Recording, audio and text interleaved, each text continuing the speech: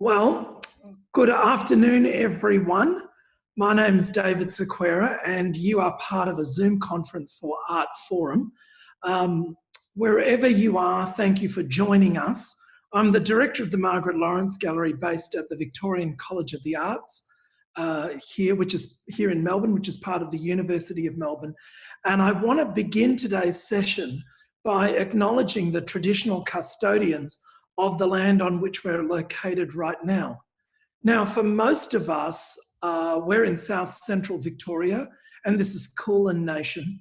But wherever you are, I invite you to take the time to acknowledge the traditional custodians of the land on which you're situated. And at this particular point in history, I ask you to join me in acknowledging that the work of artists through song, dance, painting, ritual, took place here for many, many generations before us, and that these practices were intimately linked with healing, the management of resources, sustenance, welfare, law, and language. It's my special job today to welcome our guest speaker. And we have two guest speakers, really. But the main guest speaker is Brook Andrew. So Brook is an interdisciplinary artist whose work examines dominant narratives, often relating to colonialism and modernist histories. His work is held in all major collections in Australia and several important international collections. He is, of course, also the artistic director of the 22nd Biennale of Sydney, NIRIN, which opened across a range of sites in March this year. Now, NIRIN is a real game changer in that it is the first Biennale to be both artist-led and First Nations-led. And at this point, I want to do a big shout out to any of the NIRIN artists, the Biennale staff, and the Biennale partners, the exhibition partners, and welcome you, like a special welcome to you, to Art Forum today. Brook's going to be joined in conversation with Vikki McInnes. Vikki is a renowned gallerist, curator, and writer. She's a pivotal member of the University of Melbourne's Centre of Visual Arts, and she's also manager and managing editor of Art and Australia. We're in really, really good hands. Wherever you are, please make Vikki and Brook welcome. Thank you. Hello, everyone. Thanks, David. Hello, thank you, David. I know we're all looking forward to hearing from Brook. I'm not sure if, hello, Brook, there you are. Hello. Can you hear me okay? I can hear you okay. I'm sure we all can hear you okay. I will just begin. Thank you, David, for the introduction and for the invitation to participate in this really important discussion today. I'd firstly like to acknowledge that I'm sitting here on unceded Aboriginal lands and pay my respects to traditional owners, past and present, and through them to any and all First Nations people watching or listening today. And Brook, we will hand over to you shortly. It's such a joy and a privilege to be here with you, as it was a joy to spend time with you during the opening of NIRIN, which was just 3 short weeks ago, but 3 weeks in which so much has changed. As David just said, NIRIN is the first artist-led and First Nations-led Biennale. And I'd like to unpack what both of those things mean shortly. However, I did want to preface our conversation today with the idea of NIRIN being an important and game-changing event. That's not something we often attribute to art exhibitions, even major biennales. There are parallels with the work of the late, great Cockatoo Island, who pushed the geographical borders of art with his Venice Biennale and documentary exhibitions, and that was particularly into the African continent. And certainly many of the discussions I've been having with colleagues and peers locally and internationally, both as we moved around and through the various sites of the Biennale and since, is that things couldn't or shouldn't ever be the same again for large-scale events in Australia. And this is certainly in terms of representation and diversity and how we might present and foreground the urgent issues of our time, but also because of NIRIN's potential for transformation.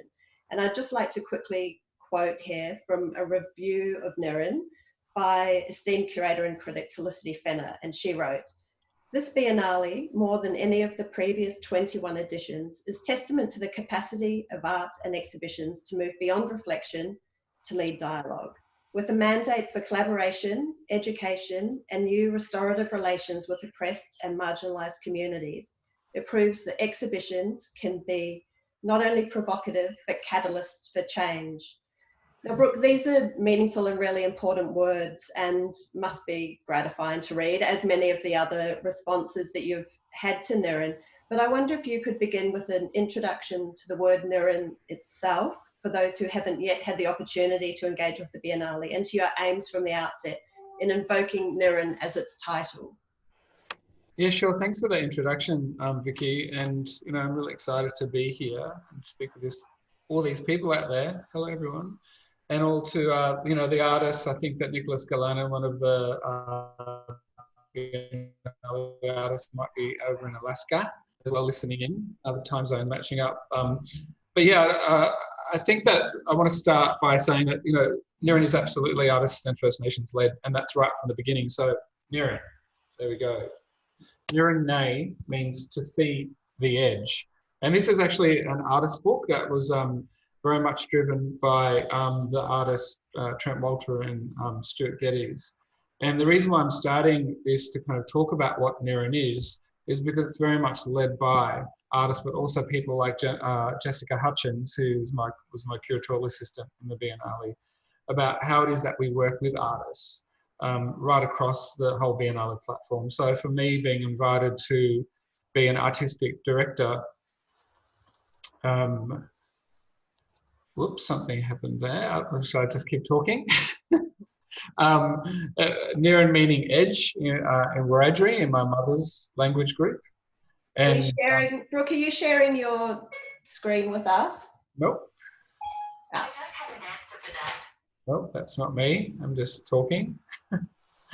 I think that was someone else making a mistake. But anyway, NIRIN means edge in Wiradjuri, which is my mother's language group, which is Western New South Wales. The most important thing about NIRIN too is that, when I first got this gig and we kind of thought about publications, and I just want to quickly show the other publications. So this is the catalogue.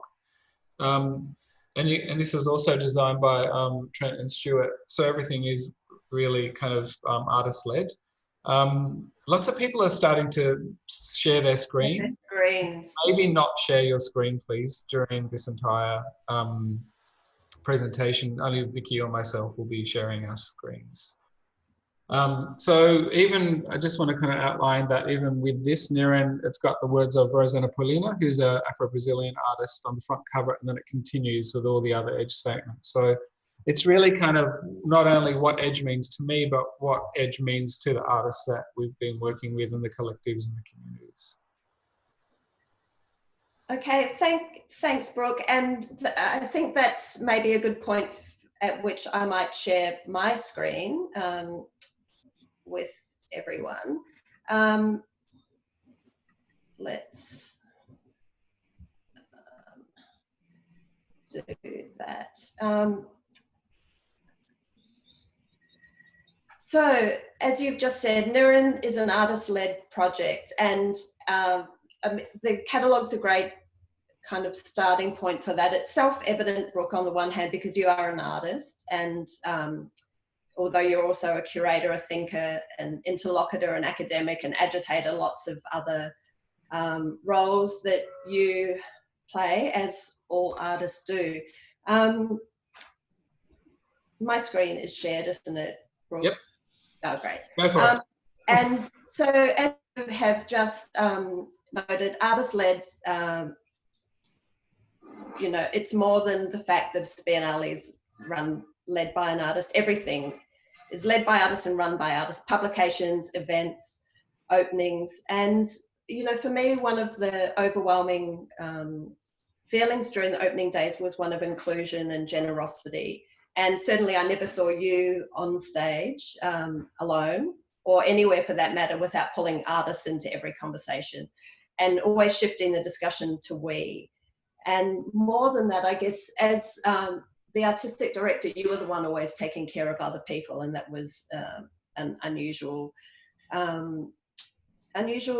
position to see an artistic director in. And my partner, who's also a curator, noted that this is the Biennale the art community needed to have at this moment in time. And that's, I guess, particularly after so many instances which this has not necessarily been the case, where hierarchies have existed among artists, or when artists have challenged each other because of their political positions. And maybe the fact, it would be great as we run through, I guess, some of these images and videos, if you could talk a little bit more about what artist-led means to you. Sure. I mean, we should just let everyone know too that Vikki and I have been working very closely, collaboratively, to put this PowerPoint presentation together, because it's just how that, you know, it's the spirit of NIRIN, but also because it is First Nations led. And what I mean by that is that philosophically, so there are words like Dagan, which mean earth, or Bila, which is the river or the environment. So there are kind of 7 main themes, and we'll come back to them later. But this is the facade of the Art Gallery of New South Wales, and the first artwork that you see is Eli Cura, who is a Mapuche Chilean-based poet, and his words are often translated, you know, from Mapuche to Spanish, and then here throughout the Biennale in 2 different venues, the Art Gallery and the MCA, into English, because he really wanted that connection about how humans need to understand their spiritual responsibilities and connections to the planet, not just to buildings, not to kind of the archaeology of site. And that image had Brendan from the Aboriginal Metropolitan Land Council giving welcome. So every opening, of course, we had a welcome, but it wasn't just a welcome. It was a smoking ceremony. So it was a cleansing. So everyone was cleansed before they walked into the openings. If we go to the next slide there, yeah. Vikki, did you want me to maybe? Yeah, I would. Could I play a little bit of this?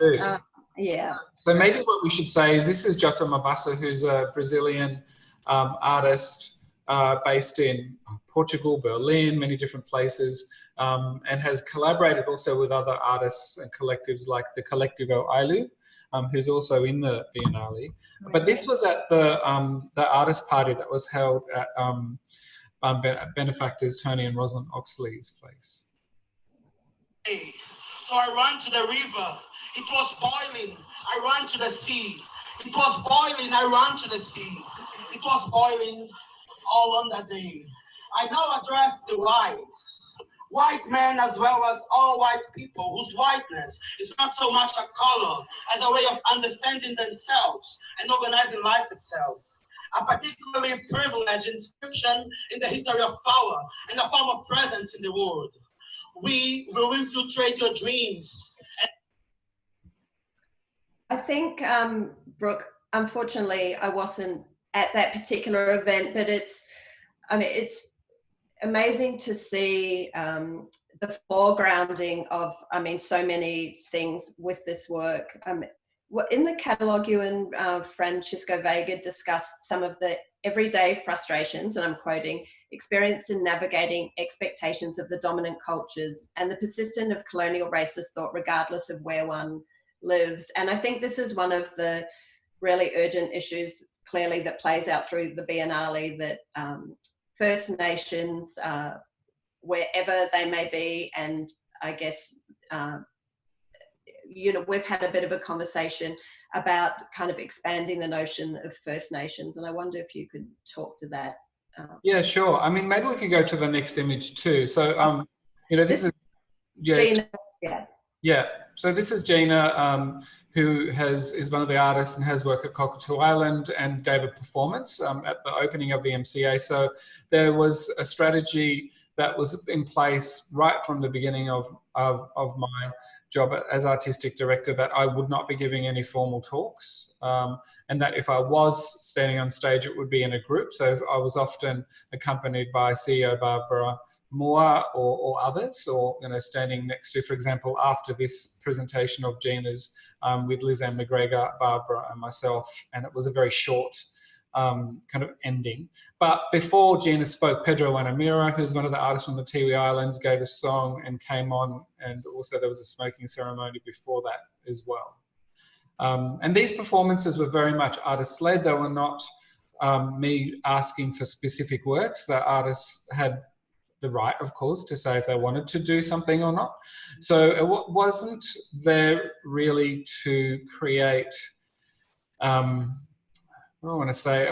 You know, the artists were in control, I suppose is what I wanted to say. So it very much felt the case with this talk of Gina as well, a performance, as you say, more than a talk, a performance, a spoken word, song, a lecture. I mean, it was such an incredible and moving presentation. At the end of it, Lizanne McGregor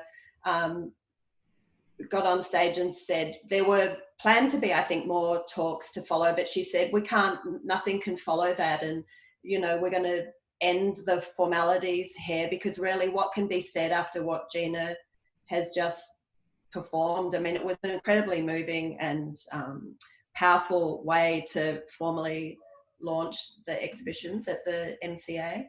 Yeah, I mean, I think that, you know, even though that Gina hasn't got any physical work at the MCA, these components or aspects were extensions of artist work. So when we move through the slides, I'll be able to kind of note that as well.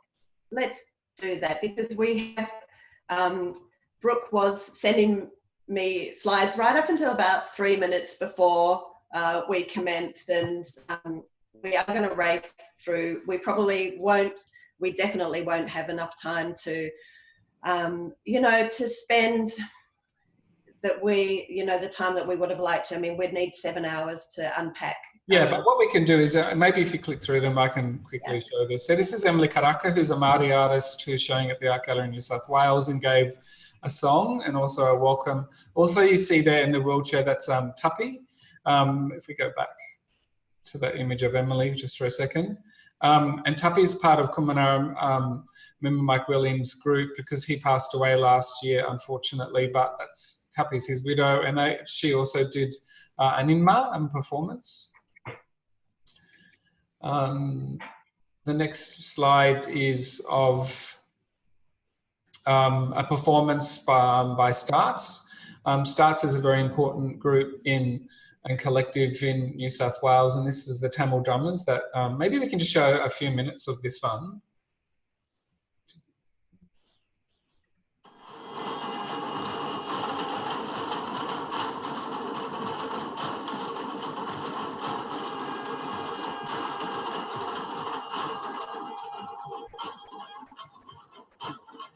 So maybe if we could just pause it there for a second. I just do want to say one thing about Starts. I mean, we've been working with Jeff at Starts.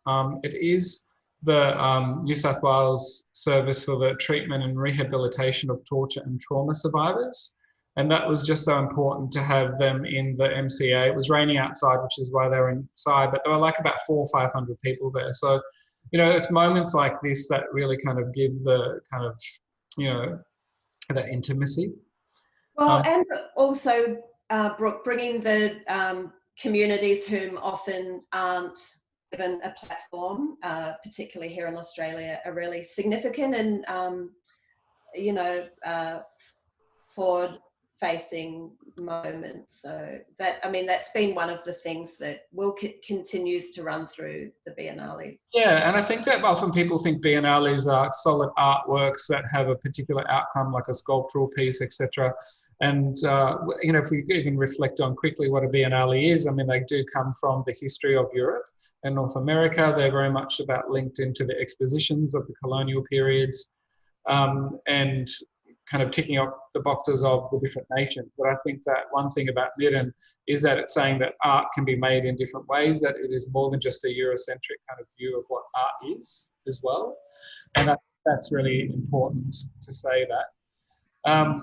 This work here, or this photo here is of Breaking Bread, and they're from South Africa. Breaking Bread are not again, they're not kind of visibly in a space, so you can't go to the MCA or something like that to see that collective at work. But this is a photo of many of the artists and some of the people who are connected to the Biennale. And so really breaking bread is to nourish the artist. So because as you can imagine, putting on Biennales is hard work. People are exhausted, they're traveling, they might have, you know, families to look after as well, and they're installing artworks. And so breaking bread is there to kind of cook for the community and cook for the artists and the community of the Biennale as well. So I think that was a very important thing. Also, they're part of NIRIN, which means the Edge of the Sky, which is a program that's been spearheaded by Pascal Dantel-Sperry and his team, and has been working very closely with Breaking Bread when they were in Sydney. This is the Goethe Institute. Yeah, sorry, Brooke, you continue. Yeah. I mean, so this is the Goethe Institute. It's got Jota, Mombasa, and we've got Andrew there, and also Vajiko, who we're talking about experiences in Berlin and the kind of why Berlin. So you can see that the Biennale kind of programs and all its partnerships were really expanding on what is the artist experience as well. So often, you know, within Biennales, you may not see the behind the scenes. And this is Collectivo Ailu working at Art Space with the volunteers who are just so extraordinary. It's been wonderful working with all of the volunteers who have been so passionate. Yeah, and I think we'll come back to Collective Ailu's work a little later as well. And another really important community-based project, Archery Nepal. Yeah, so that's Archery Nepal in the back, and then Paulo Nazareth is sitting at the front. He's an Afro-Brazilian artist who is he's extraordinary. He does a lot of walking and creating work, just turning up and kind of creating the work. So we have very different ways in which artists have done that. Nicholas Galanin as well, that we'll talk about his work in a minute, even though he's showing existing video works at the Art Gallery in New South Wales. He's also, you know, has a site-specific work at Cockatoo Island. Now, I guess one of the other, you know, significant things is that this Biennale is very discursive, and other curators and other interlocutors have been involved in an ongoing basis. Here you are with a group of visiting curators. We might just run through that. But I know this image of Gina and others was one that you wanted to specifically talk about. Yeah, I mean, I think both of them. I mean, the previous images has got Candice Brown, but many other kind of, you know, international curators who came through the Australia Council, which has been fantastic to have their support, and especially for a Biennale like this. And so this image is of Gina in the middle, and then there's Aziz Hazara on the right, who's the artist from Afghanistan, and then the other three are Sebastian, Tori, and Julia, who are part of the Biennale team, and the kind of you know, community and the kind of like really strong bonds that had been kind of, you know, connected through all of the kind of, you know, different, you know, through the creation of all the different works has been really impressive. This is Ms. Risk on the left, who's one of the artists, a musicologist and DJ and interlocutor, and we've got Hannah Catherine Jones on the right, who is a composer and has created an installation for the first time for this Biennale of Sydney. So you'll have, you know, artists, so to speak, in NIRIN who may not be formally be seen or recognised as artists in the more formal Biennale, you know, kind of atmosphere. And Brooke, as we talking about NIRIN as First Nations-led biennial, I would just like to again quote from the catalogue, and it's something that Marsha Langton, the, you know, incredible academic and activist and colleague here at the University of Melbourne, wrote, if you could bear with me. She writes, "The moral legitimacy of Australia as a modern state will remain at issue while an honourable place for Indigenous Australians in the formal constitution of the nation remains unresolved." And look, it's our complete shame that this does remain at issue. And I guess just for those who might not necessarily know your work as an artist, although I'm sure everyone here does, and as a curator, discussions around sovereignty, which, you know, I guess art is a place where these conversations have and continue to happen, and it's certainly an issue that has been a through line through all of your work with major exhibitions such as The Right to Offend is Sacred, and exhibitions that you've curated such as Taboo. And in terms of foregrounding experiences, you've mentioned that artists have been at the front of every event and every, I guess, every structure within the Biennale, and First Nations thought and experience also has been. So maybe we could talk through some of these events now. Yeah, so this is the opening of Cockatoo Island, but this is in the front of Tony Albert's work. And Tony's work really and he's also worked with the Blacktown Native Institute in the past, but of course many communities. He's very inspirational, very active. He's even, you know, introduced me to like the Many Hands group in Alice Springs, who have created artworks also for the Biennale. And I just want to say that's very much how I've also, you know, connected with artists and invited them, or collectives or communities where I would meet people or know people like Tony, and then they would introduce me to other people. But this installation here, or pavilion, is really about where, go back to Tony's, you know, where people can actively go and write a letter. And that letter is around trauma sites, and it's about how we acknowledge the kind of healing. And so that's also one of the kind of themes of the Biennale and how it's kind of connected together. Yeah, absolutely. And we will come back to Tony's work shortly.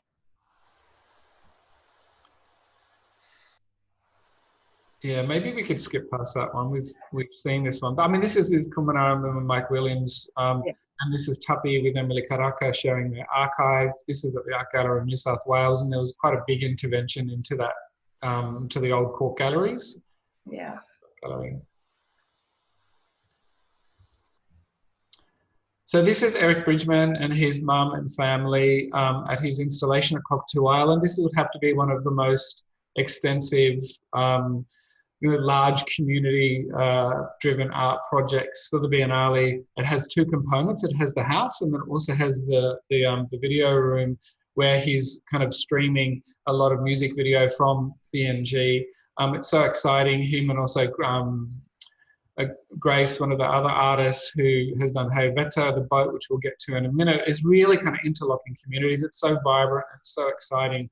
And of course, one thing that's challenging about the Biennale physically being shut at the moment is how we're putting these things online, or help, you know, what does it mean for artists to kind of work so much with community and now to rest and to kind of reflect. And maybe if we have time, we can talk a bit about that later. But this is absolutely one of the most, you know, one of the biggest highlights, you know, for me.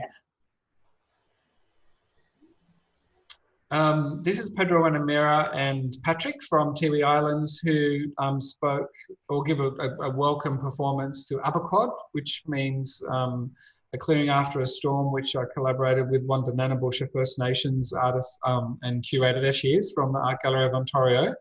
And we hosted 3 different days. This is at the Opera House. And this is Benji Ra and Hausley. And so Benji and Justin Shoulder, part of Klabate, are also part of the Biennale performances.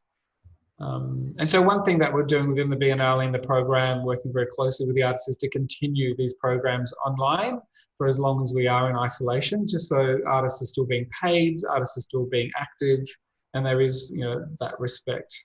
Yeah, and we, as you noted, we will talk a little bit about that if we have some time at the end here. Last year, Brooke, you announced the 7 themes that would inform and inspire and kind of swirl around NIRIN. And when you talked about breaking bread, food was one of those. But maybe, given we don't have time to consider them all, we might talk through some of the ideas and just a few of the artists' work in a number of those. Maybe starting here with Marigual Galand and some of the, I guess if you could just briefly outline what the term, what the idea means, and then we'll go through some of these. Sure. Well, I mean, this is kind of NIRIN, so this is part of the NIRIN Weird program as well as the whole NIRIN. So this is called NIRIN Yarn, and so there's always one big kind of performative lecture. And we handed this one over, Pascal Dantas-Berry and I, to Dion Beasley. He's a Aliwa man who was born in Alice Springs, but he's in Tennant Creek now. And he has muscular dystrophy and is deaf. And so here he's working with his collaborator, Joanna Bell. And this is basically the keynote lecture. And so he's done this book called Cheeky Dogs. And so, you know, the way in which that access is really important for artists internationally, I think is really important for NIRIN as well. Like even physical access, we didn't use spaces where people couldn't physically get to as well. So, you know, that was a very important part of different stories. This is definitely Dion's story. And I guess, look, although there's the 7 themes and we're looking at artists under particular themes for the sake of expediency in this, in this discussion, but I mean, really all of the artists are telling their stories and are bringing and highlighting, different stories, particularly of marginality or precarity or resistance. And, it's true of every work in the Biennale. And this work of Aziz Hazara's really epitomizes, epitomizes this idea of precarity. And if we are lucky, I will be able to actually make this work. Sure. So maybe I can talk about that while you're navigating there. Yeah. So, I mean, a lot of artists in NIRIN are, they're also incredibly powerful artists. I find them incredibly inspirational. Aziz Hazara is a young artist, in his late 20s. This work is specifically to do with 5 young boys standing on very high in the hills of his homelands in Afghanistan, blowing a little bugle. And if you navigate around that space, Vikki, a little bit, where we can see the other 3 spaces, that's a pentagon, and that's a projection of 5 different views, so video projections, and they're all playing a bugle. This will be active on the Biennale website soon. This is actually on the MCA's website, but we're working with all our venues to bring it online. The most important thing about this is the story that Aziz talks about, where the Taliban went into his community and murdered children. So he also has another work called Monument, which is at Campbelltown Arts Centre. And it's really just about those kind of really urgent issues that maybe in Australia we hear about the Taliban or we hear about ISIS, but we maybe don't hear about the real impact that it's actually having on communities in Afghanistan itself. And I think these are really urgent issues that we need to be able to look at as well. Yeah, absolutely. And such an incredibly moving and powerful work, although one that, bleeds into you and stays with you.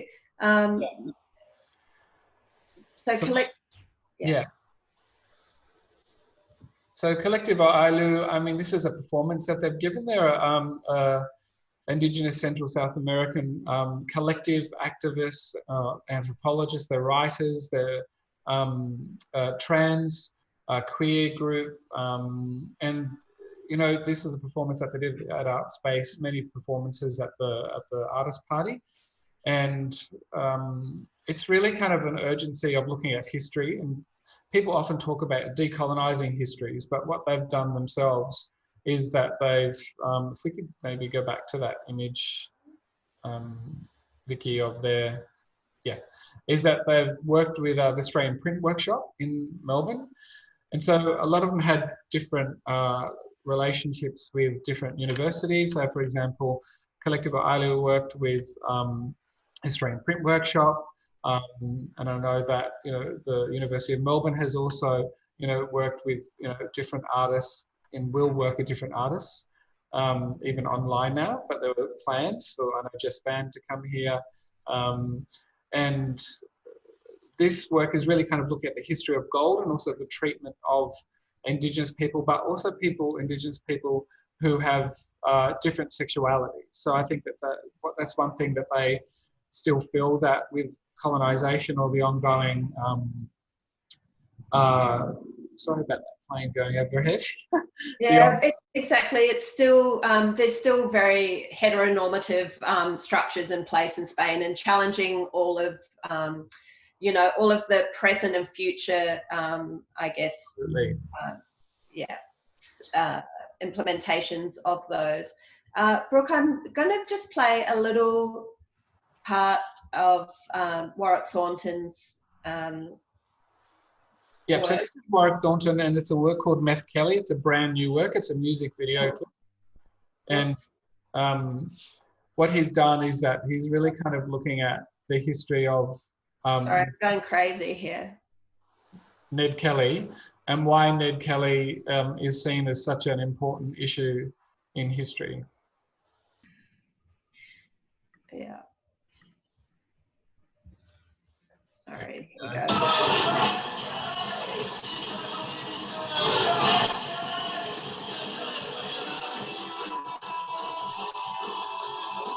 So this here, I mean, it's not so great Zoom with showing perfect video, but this does show the situation of where the artwork is on the island. So it's in one of the tunnels on Cockatoo Island.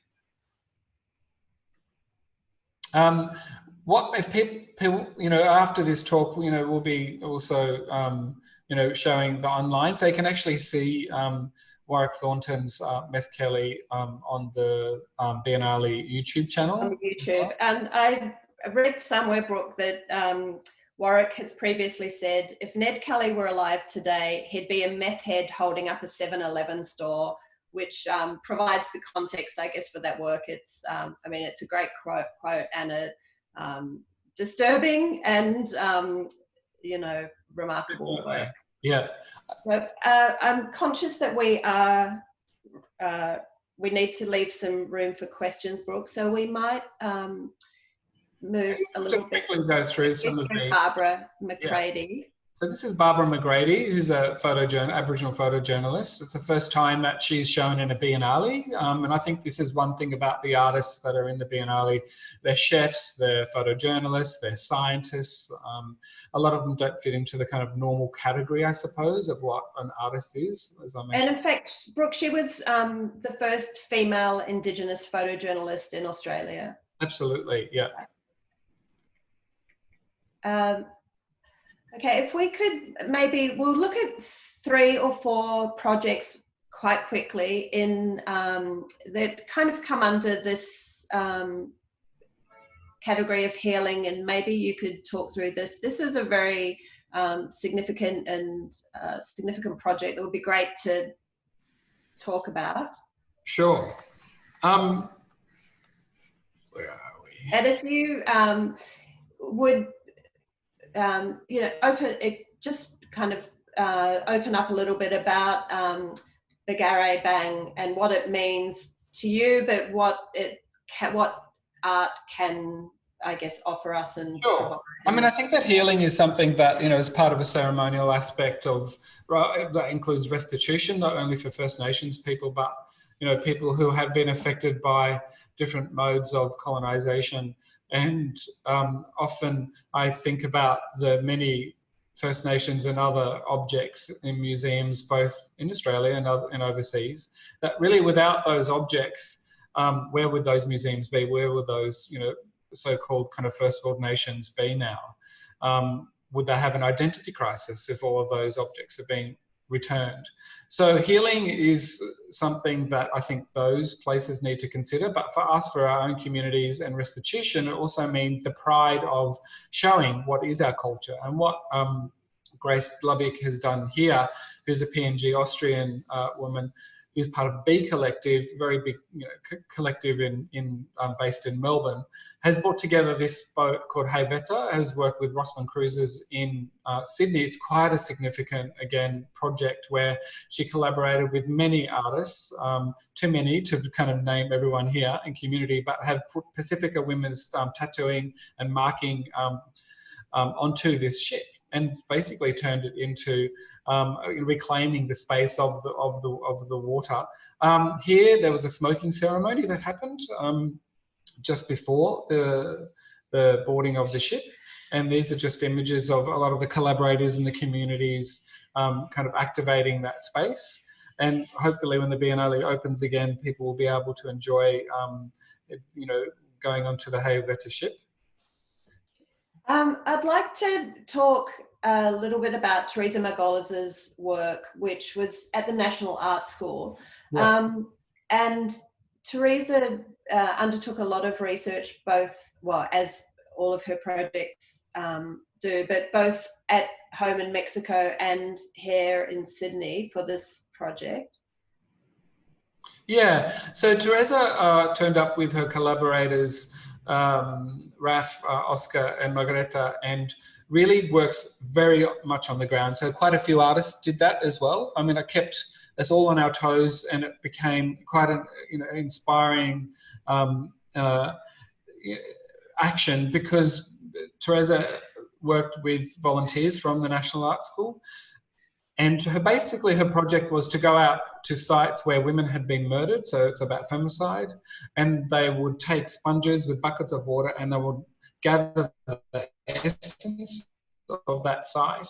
And then I think the next image shows a close-up of these hot plates which are in the centre of this space, and there's an irrigation system above, if we go back to the kind of larger image, and then these kind of little drops would drop down and hiss and kind of it would evaporate. So it's basically the essence of these femicide sites that we're actually entering into. And these kind of large red butcher curtains, you have to go through them, and Theresa talks about each curtain being like a slash because of a knife, because a lot of women in Australia have been murdered with knives more recently, where in Mexico it's been through the gun and shooting. So incredibly unsettling space.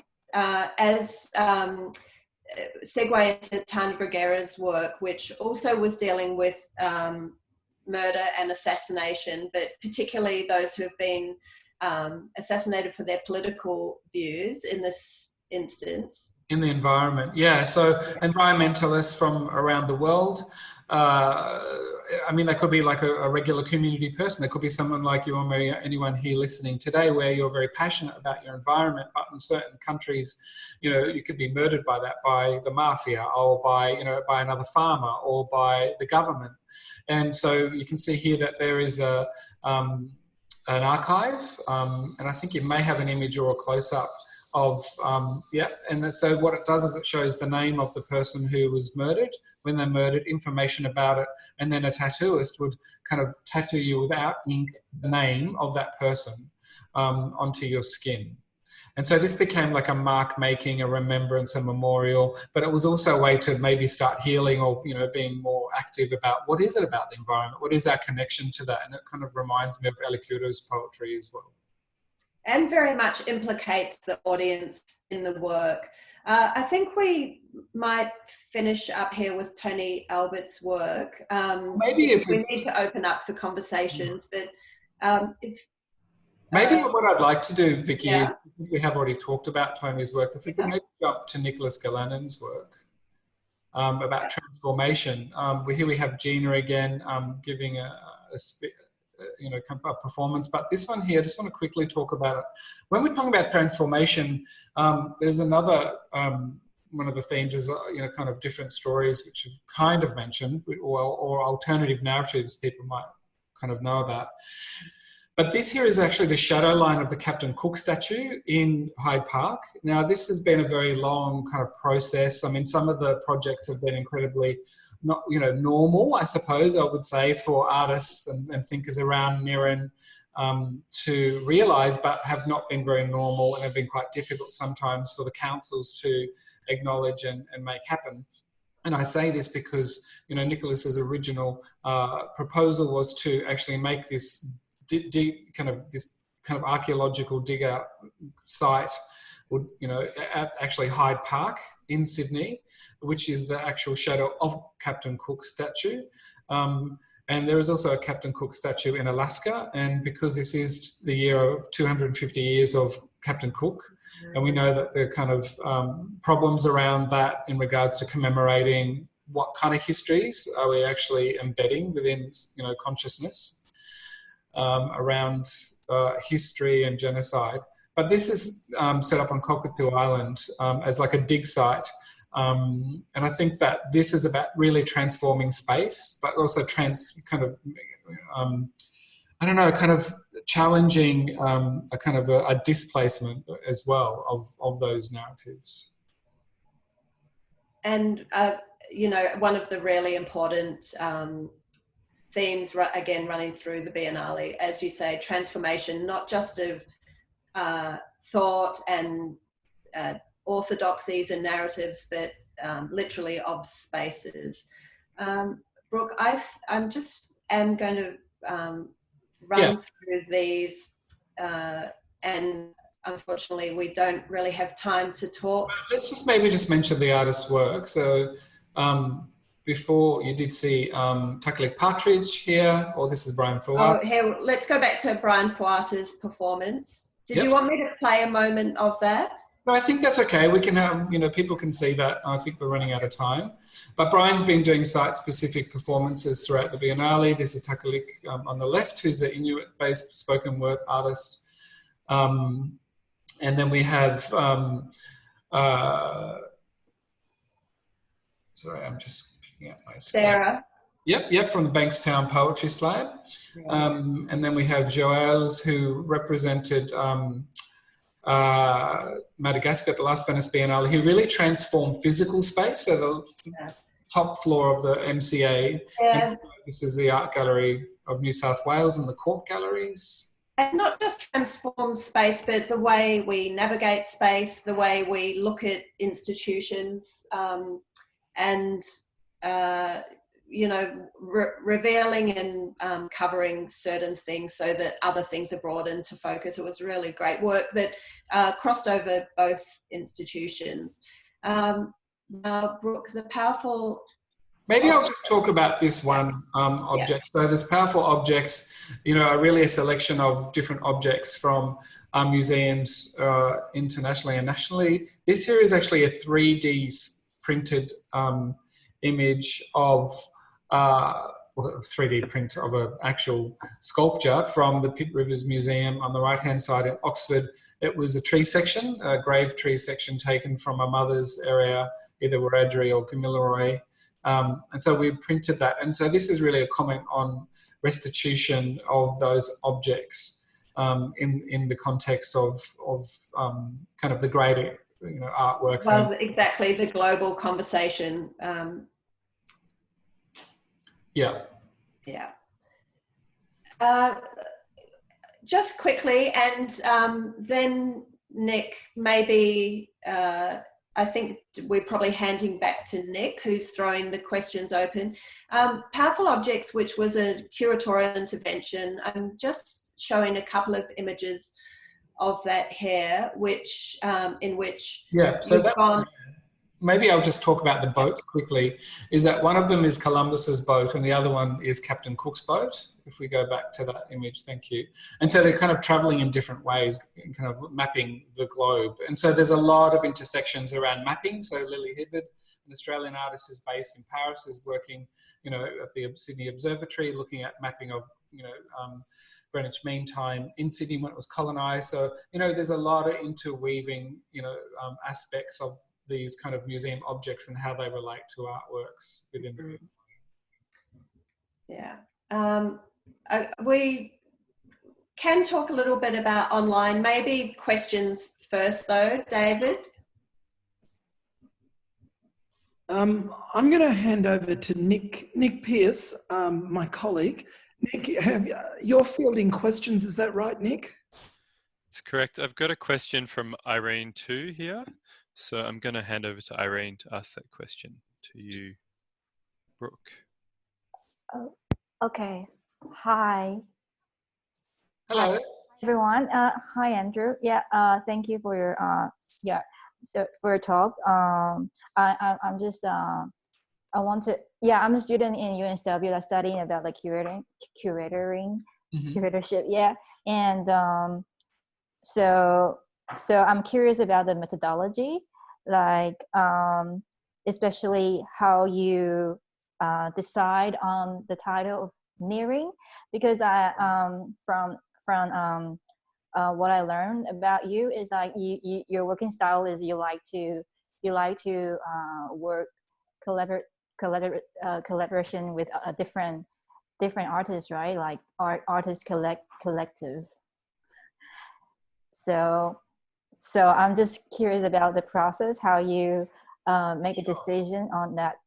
Yeah, I mean, the process is really about a lot of conversations and a lot of talking. And, I think the most important thing is that Biennales are for artists, right? Exhibitions are for artists, and it's their space and it's their work. And I think the best thing you can do is to say, well, where do you want to show your work? I mean, of course, there has to be some kind of pragmatics around what artists can go in what space, but it's also about propositions and conversations and understanding the artist process, understanding, how the artists would like to be challenged themselves or not be challenged, or what is it that's worthwhile for them. I mean, me being an artist myself, I want to know and understand myself more about what it is that makes me tick, or what's going to kind of challenge me.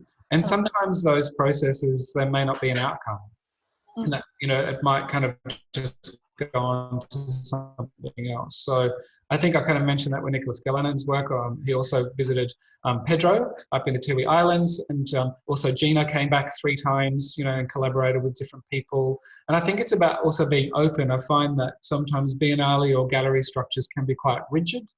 And I think that rigidity needs to be relaxed. And I know that bureaucracy is incredibly frustrating sometimes because of the unknown, because there are certain deadlines or, times where the Biennale has to open at a certain time or a date, but that was very much set within the theme and also the structure of the Biennale. So, for example, Andrew Rewald's garden opened at the National Art School even 7 or 8 months before the Biennale opened, because there needed to be a growing period for the garden, the creation of the garden. And I know that there will be performances and other aspects of NIRIN that will happen after the Biennale closes, for example. So there needs to be an element of reality that connects artists. And also, if an artist, is working with seasons, I mean, how does that work with a season? If there's a summer, well, maybe it has to happen in summer, and it's outside of the physical barriers. We've probably got time for one more question. Hey, we've got one more question from Ollie, so I'll put him on now.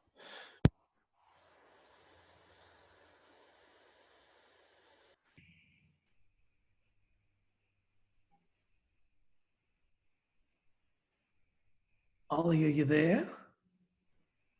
You might need to unmute.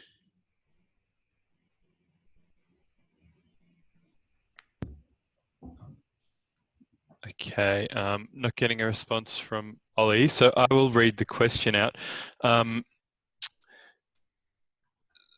Brooke, I was hoping I could ask a question that's a bit more about your work. Just if you could briefly talk about where your influences are drawn from, politically, on more of a personal level, and aesthetically, and how you use that in a work to make it speak to people the way it does. Yeah, I mean, I won't talk about my work now, but I will talk about that in the context of the Biennale. I mean, I think that the most important thing is that whatever drives you, so what your kind of connection is to people, and what your connection is to those ideas. And that's the sort of thing that really drives me. It might seem like a pretty obvious answer, but I think when it's not necessarily represented in the kind of a dominant narrative or culture, I'm quite interested in digging down and creating bridges or connections with people or communities and artists to kind of share what that is. And often that is outside of the kind of the bureaucratic world of the art kind of life, or even art markets. And but I think that that's the time for that now. I think that they're urgent issues that we should be dealing with. Right, thanks so much, Brooke. I'm going to wind up now, but I do want to take the opportunity to really acknowledge and congratulate you on a really amazing project. NIRIN was probably one of the most moving art experiences I've ever had. So congratulations. And my deepest thanks to you and to Vikki for your incredible generosity and insight in sharing this. And we really look forward to NIRIN Online and the projects that evolve from that. Yeah. I'm just wondering, do I have a minute though, like just to show people the NIRIN Online? Sure. You've got like 2 minutes. Well, that's good. I'm sure everyone would probably stay a bit longer if they of course like it. Okay, so just let me know. Are you seeing that? Are you seeing my screen? Yep. Okay, so this is NIRIN Online. So really, it launches next week. So look out for it then. But I mean, it does go through, you know, the different. So each day from Monday to Sunday, you know, you'll have learning programs for schools or for kids, etc. But there's also, you know, we're having Instagram takeovers on Wednesdays, I think it is, and they're all, you know, and also YouTube, etc. And so that's really exciting. The other thing that I'm excited about is Spotify. So that'll be our that'll be our audio kind of platform. Also working with artists like Nimila Benson, who's a radio producer, everything, connector. So she'll have a podcast here, the same with Randy Cutler, who's a Canadian artist and another artist. But also what you'll find on here at the moment as well is Ms. Risk, who we mentioned before. Brooke, sorry to interrupt you. I don't know if it's the same for everyone, but I've just got some text here saying that you've started screen sharing, and I haven't actually got any images up. David, is that the same for you? You're muted, David. Sorry, other people can see. It's obviously I can see the Spotify. Okay, that's just me. Sorry, carry on. Okay, so you can see the Spotify? Yep. Great. So as I was mentioning before, this will be like the audio platform. So Ms. Risk, who you saw before DJing, has got a few tunes on here. I don't know, can you hear that? Yeah, so you can groove your night around. Also, Nicholas Gladden, who the artist we were talking about before, is also a musician. So you can listen to some of his tunes. And then this is a kind of a playlist I've made.